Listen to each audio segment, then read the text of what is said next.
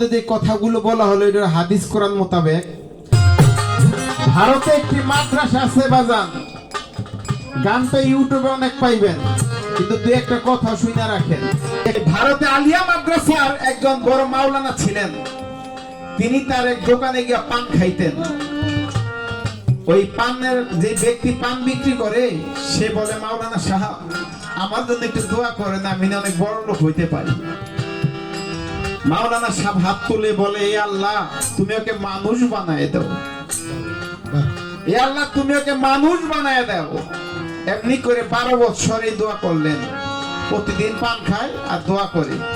আজকে দোকানদার কাছে সেইটা, আজকে মাওলানারে রাখেন না।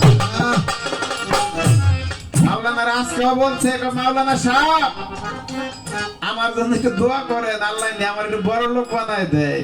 মাওলানা আজকেও হাত তুলছে, কয় আল্লাহ তুমি ওকে মানুষ বানায় দাও। পানওয়ালা কয়, এই মাওলানা আমি কি মানুষ না? 12 বছর আপনার দোয়া করলেন, শুধু আল্লাহ আমার মানুষ বানায় দাও, মানুষ বানায় দাও, কে আমি কেউ মানুষ নাকি?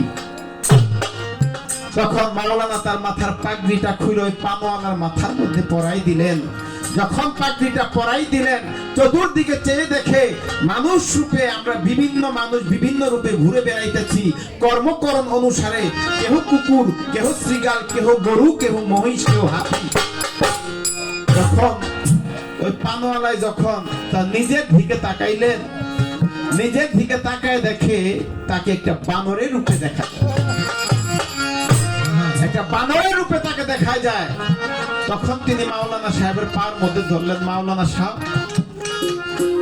আমি কি করে আমার এই রূপ পরিবর্তন করতে পারি? এতদিন তো আমি জানি নাই, কিভাবে আমি আমার রূপ পরিবর্তন করতে পারি?